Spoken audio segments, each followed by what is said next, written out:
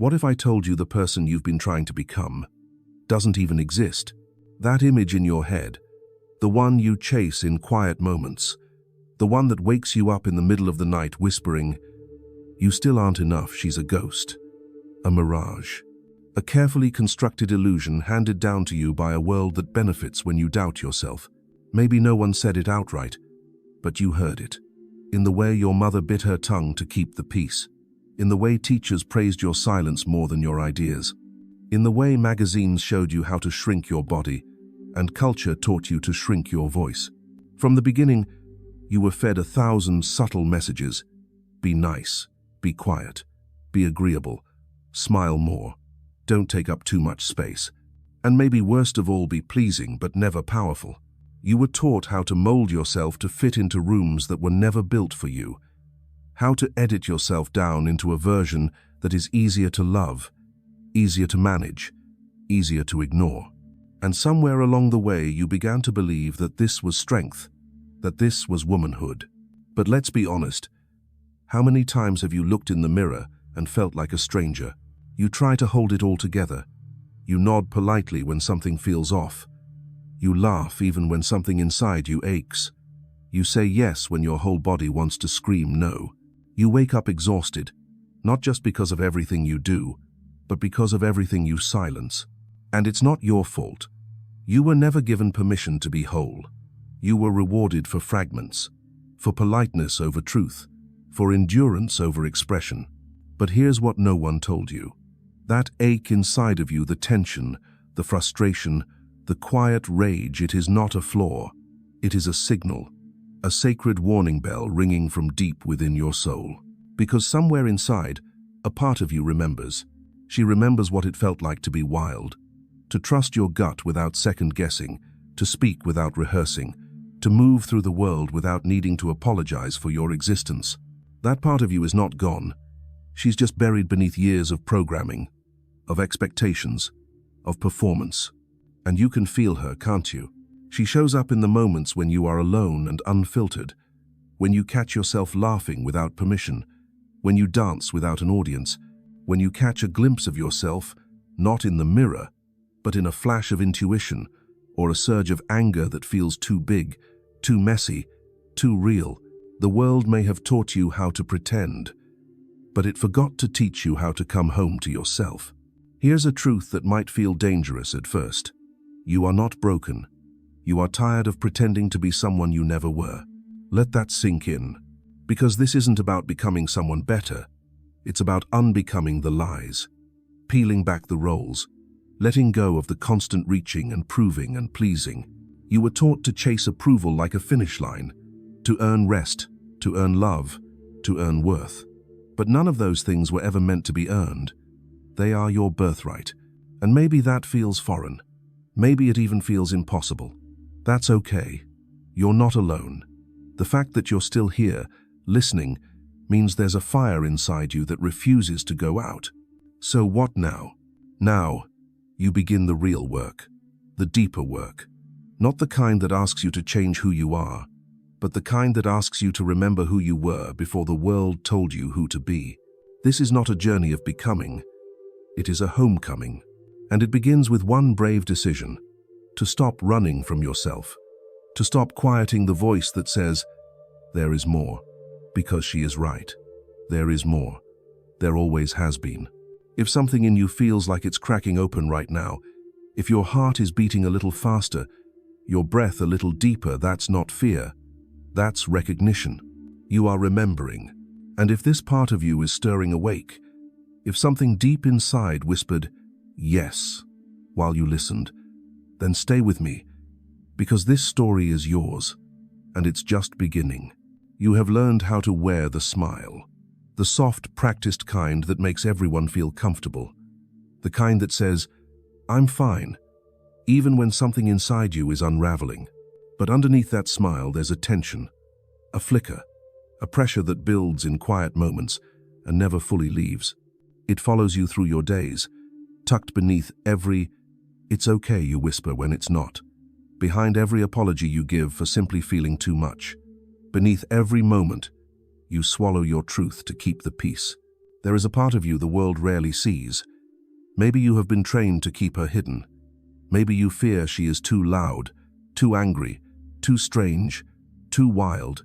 But that part of you, the one who gets jealous, who cries for no reason, who wants more, who feels everything too deeply, she is not your weakness. She is the part that has not been tamed. And that is sacred. What you are feeling is not wrong. It is not broken. It is not a sign that you need to be more positive, more grateful, or more composed. What you are feeling is the call of the shadow. No one likes to talk about her. She is inconvenient. She is messy. She is the version of you that breaks the rules you were taught to follow.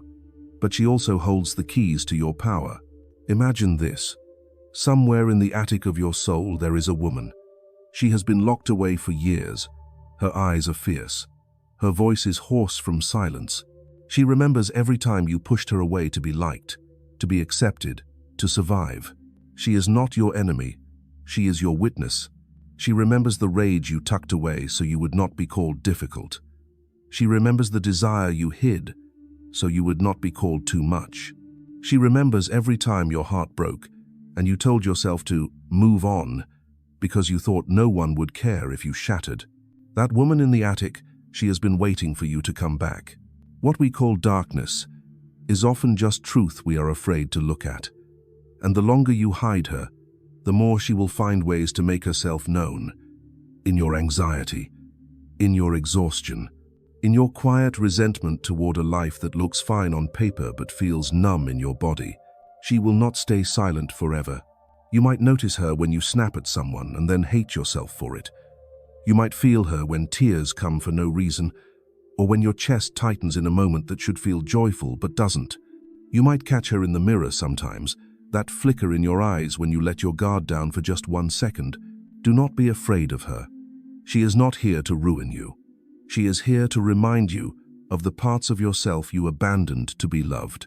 And when you stop seeing her as a threat when you let her speak, even if just in a whisper, you begin the healing. You begin the remembering. Not all pain is meant to be erased. Some of it is meant to guide you back, to reveal the deeper truths you have been taught to ignore, to point to the places where your power still lives. Because that's the truth no one ever told you. Your shadow is not your shame. It is your compass. So here is your invitation not to fix her, not to silence her, but to sit beside her, to listen, to ask, what have you been trying to show me all this time? The answers might not come right away, but the moment you stop running is the moment everything begins to shift. You are not the only one who carries this hidden weight. So many women are walking through life smiling, performing, carrying invisible grief. But now, you have a choice. Will you keep her locked away, or will you begin to let her out? You do not have to do it all at once. You just have to stop pretending she is not there. Because behind that smile, there is a storm. And inside that storm, there is a woman who remembers who you really are. Let her speak. You were never broken. That feeling you carry, the heaviness, the confusion, the ache that flares up when everything is quiet, it is not proof that something is wrong with you. It is proof that something inside you is still alive, still fighting to be found. There is a story you were never told, one that lives beneath the surface of your everyday life. It begins in a place that looks like a forest. Not the bright kind with sunlight spilling through the leaves, but the deeper kind. The kind where light barely reaches the ground. The kind that holds silence like a secret. That is where she waits. The part of you that the world forgot. The part of you you forgot. She did not disappear. She was buried. Buried beneath the rules, beneath the roles, beneath the endless expectations of what it means to be good, to be kind, to be desirable, to be enough. Every time you denied your truth to avoid rejection, another layer was added. Every time you swallowed your voice to keep the peace, the soil grew thicker, until one day you looked around and could no longer see her, could no longer hear her, could no longer feel her. But she did not die.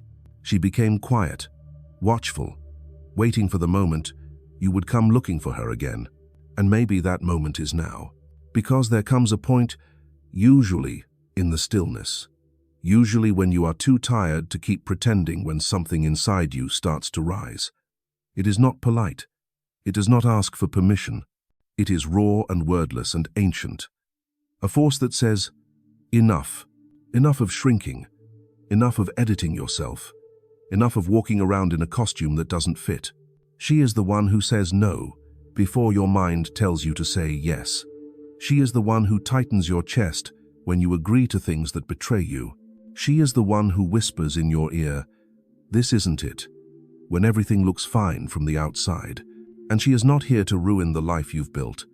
She is here to rescue you from the one that is killing your spirit.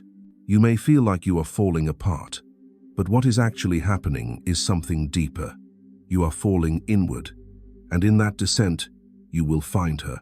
She may not look the way you remember. She may be bruised from being ignored. She may be wary of your return. But make no mistake, she is powerful. She holds the fire you have tried to hide, the desire you have tucked into corners, the instincts you were told to question. And if you are brave enough to sit with her, to listen without judgment, to ask, "What have I been missing?" she will show you. She will show you that your sadness has wisdom, that your anger has purpose, that your sensitivity is not weakness, but a finely tuned compass that points to truth. She will remind you that wholeness is not about being perfect. It is about being real. It is about letting your contradictions live side by side without apology. Because the world does not need another woman pretending to be fine. It needs women who are awake, women who remember, women who no longer see their mess as a problem, but as part of their medicine. You do not have to earn your worth. You do not have to chase your healing. You do not have to prove your strength through silence. What you need is to come back to yourself. And yes, it will be uncomfortable. Unlearning always is. But on the other side of that discomfort is something holy, a version of you that is not controlled by approval or fear, a version that does not fold herself up to make others comfortable. That version of you is waiting, not to be built, but to be uncovered. So the next time you feel too emotional, too tired, too much pause, ask yourself, is this the part of me I buried? And if it is, what would happen if I let her breathe? The answer might change everything. Because you are not a puzzle that needs fixing. You are a garden that needs tending. And the parts of you that have been buried the longest often hold the richest soil. Let her rise. Some chains are easy to see. Others are harder to name because you were born inside them. You might not remember the first time you learned to apologize for simply existing, but you do remember the feeling of it, the pressure in your chest when you spoke too loudly, the shame that followed when someone called you dramatic, difficult, or too much. That memory did not start with you. It lives in the women who came before you. Maybe your mother taught you to be strong by surviving everything in silence. Maybe your grandmother wore her exhaustion like a badge of honor. Maybe somewhere along the way, love became a reward for compliance, not a given. And so you learned. You learned how to smile through discomfort, how to work twice as hard for half the credit, how to say, "I'm fine," when you were anything but. You learned how to disappear without anyone noticing, except that part of you that never stopped noticing. But here's the truth you were never told. Just because a pattern is familiar does not mean it belongs to you. You were handed a script written long before you were born. A script shaped by fear, control, and survival. A script that told you your worth is tied to your usefulness, that you are lovable only when you are convenient, that being quiet is safer than being honest, and maybe it worked for a while. Maybe it helped you stay safe, or accepted, or even admired. But what about now? What about the cost? The cost of that pattern is not just exhaustion, it is disconnection. Disconnection from your own voice, your own desires, your own knowing. You begin to live a life that looks fine on the outside, but inside, something aches for more. And that ache is not selfish, it is sacred. It is the sign that you are ready to stop repeating what hurt you, that you are ready to become the woman your lineage never got to be. Breaking the pattern is not about blaming the past, it is about choosing the future. It is about saying, "This ends with me," even if your voice shakes when you say it. You may be the first in your family to say no without guilt, the first to rest without shame, the first to ask for what you want instead of waiting to be given what you need. That is not rebellion. That is remembrance, because somewhere in you, something knows the truth, that you were never meant to stay small, that your softness is not weakness, that your voice is not dangerous. And yes, stepping outside of that old pattern will feel uncomfortable. You may feel like you are betraying the people who raised you, the culture that shaped you, the identity you have clung to, but you are not betraying them. You are freeing them. You are becoming the proof that healing is possible. You are not meant to carry what was never yours to hold. You do not need to repeat pain to be loyal. You do not need to abandon yourself to belong. What you do need is to remember that you have the right to choose again, to write a new script, one where you are not just surviving, but actually living, one where love is not earned by self-erasure, one where your no is as sacred as your yes. And when you do this, when you choose to step out of the old pattern, you do not just change your life. You shift something larger. You create space for others to do the same. You may not see it right away, but your healing echoes. It moves through time. It reaches back to the women who never had the chance, and it reaches forward to the girls who are still watching. So, if it feels heavy right now, if it feels like you are walking through fog with no map, know this. That means you are doing it right. Patterns are not broken in moments of clarity. They are broken in moments of courage. You are allowed to stop performing. You are allowed to want more. You are allowed to break the cycle and still be whole. You were never meant to carry the weight of all the women before you, but you are strong enough to lay it down. And when you do, you make room for something new to grow, something rooted in truth, something built on freedom, something that looks like you. There is a woman you were, long before the world started whispering rules into your ears, before the shame, before the roles. Before you were taught that some parts of you were too loud, too sensitive, too emotional, too wild, she came into this world with fire in her lungs and knowing in her bones. And she is still here. You do not need to create her. You only need to remember her. She is the one who moved through the world with her heart wide open before she learned to flinch. She did not ask for permission to speak. She did not shrink when someone looked too long. She did not apologize for taking up space. But somewhere along the way, that woman was asked to trade her wildness for approval, not all at once, slowly, gently. With every rule, every sideways glance, every moment she was told to be good, be nice, be careful. So she adapted. She learned how to behave. She shaped herself into someone more acceptable. She learned how to please, how to smooth her edges, how to dim her light just enough to stay safe. And for a while that worked, until it didn't. Because no matter how well you play the role, it is never quite enough. There is always one more thing to fix, one more way to be better, one more mask to wear, until one day you feel it. Not all at once, but in tiny rebellions. You say no when you used to say yes. You rest when guilt tries to keep you moving. You speak even if your voice shakes. And that is how it begins.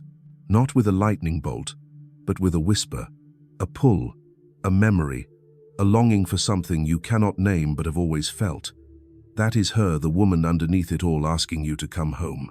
Coming home to her is not about becoming fearless. It is about becoming honest. It is about standing in front of the mirror and seeing not a project, but a person, not a problem to fix, but a presence to honor. It means giving yourself permission to feel what you feel without explaining it away. It means letting go of the constant need to prove yourself and instead asking, what do I want? Not what is expected, not what is acceptable, what is true. Truth is messy. It is not always pretty, but it is yours. And when you start choosing truth over performance, something inside you softens. Your body begins to trust you again. Your voice grows steadier. Your instincts, the ones you were taught to ignore, begin to speak louder. You start to notice the places you once betrayed yourself just to be chosen.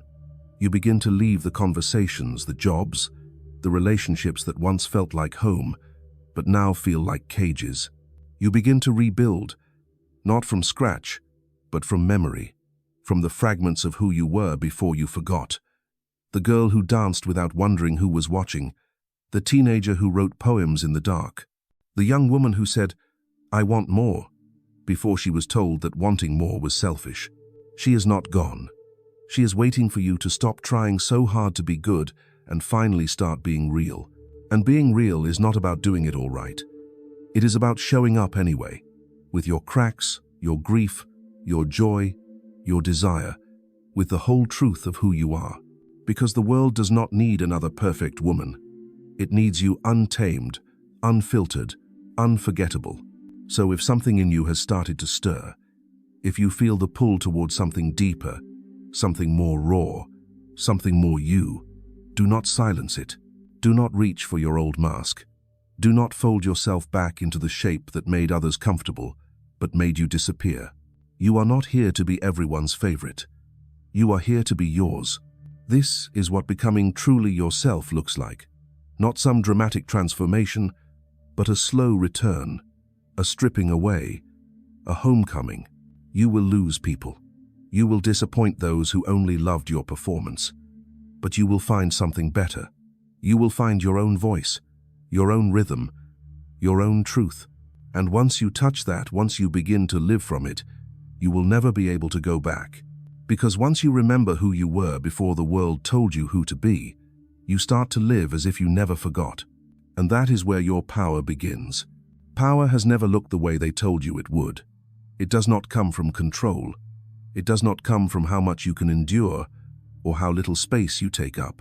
It does not come from being liked or approved or chosen. Your true power lives in the parts of you that were never taught how to behave. It pulses in the moment you stop asking for permission. It rises in the silence after you say something that needed to be said. It grows in the stillness where you finally listen not to the noise around you, but to the truth inside. This power is not loud, though it can be. It is not soft, though sometimes it moves like a whisper. It is not always graceful. In fact, it often arrives wrapped in discomfort, in release, in tears you did not know you needed to cry. That is the sacred part of it. It does not show up on a schedule. It does not need to be managed or justified. It comes when you remember who you are beneath the layers, beneath the rules, the roles, the expectations. There is something wild in you that has survived everything. Every silence, every dismissal, every moment you were told to sit down, smile, be small. It never left. It just waited for you to come back. And now here you are, awake, aware, no longer satisfied with playing a part that never fit. You are not a reflection of what others want. You are a force. This wild, sacred power does not mean chaos. It means clarity. It is the kind of strength that makes people pause, not because you are trying to be impressive, but because you are fully present, fully alive. It lives in your yes that comes from knowing, in your no that comes from boundaries, in your ability to feel deeply without apology. It shows itself when you no longer shrink to make others comfortable, when you choose yourself without guilt, when you walk away from what wounds your spirit, not because you are angry, but because you finally remember your worth. And let's be honest, remembering your worth will scare people who benefited from your silence. But that is not your concern. You are not here to be digestible. You are here to be whole. Somewhere along this path, you might have believed that power meant hardness, that to be strong you had to be guarded. But the truth is, your softness is part of your power. Your vulnerability is not a weakness. It is a bridge. It is the doorway through which real connection enters. Your power is in the way you love, the way you hold space, the way you listen and feel and speak what others are too afraid to say. It is in your willingness to keep your heart open, even after everything, especially after everything, because there is nothing more powerful than a woman who refuses to abandon herself, who meets her darkness with compassion, who honors her wounds not as shame, but as proof she survived. You are not too much. You are not too sensitive. You are not too wild. You are exactly as you were meant to be, before the world started carving you down into something smaller, quieter, safer.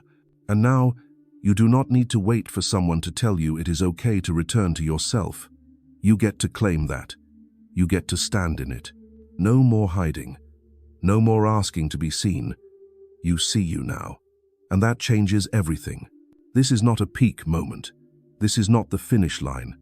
This is a beginning. A sacred one. Because when a woman reclaims her wildness, she does not just heal herself. She alters the ground beneath her. She shifts the future. She becomes a living permission slip for others to do the same. So if your voice is trembling, speak anyway. If your hands are shaking, write anyway. If your body wants to rest, let it. If your soul is craving something more, follow it. That pull you feel is not a mistake. It is not rebellion. It is remembrance. Because the truth is, your wildness was never the danger. Forgetting it was. And now that you remember, now that something in you is awake again, the question becomes, what will you do with it? What will you create? Who will you become? What will you allow when you stop pretending you are anything less than powerful? This is not about becoming someone new. This is about returning to the sacred force you have always been. Welcome back. You were never lost. You were just hidden beneath layers of shoulds and silence and survival. But now, something in you has shifted. Maybe it was subtle. Maybe it was loud. Either way, you heard it. This is not about fixing yourself. It is about finally seeing yourself. Not the version shaped by fear or approval, but the one who has always been there, waiting. The one who feels deeply, speaks truthfully, and dares to want more. You are not broken. You are breaking free. So let this be the moment you stop looking outside for permission. The moment you choose to trust your own rhythm, your own knowing. Let this be the beginning of your return, not to the woman the world asked you to be, but to the one you were before you forgot. Because once you remember your wild, sacred power, you do not go back. And if something in you stirred while listening, if a single sentence felt like it was written for you, it was. Share this with someone who needs it. Leave a comment. Speak your truth out loud. Not just for you. For every woman still waiting to come home.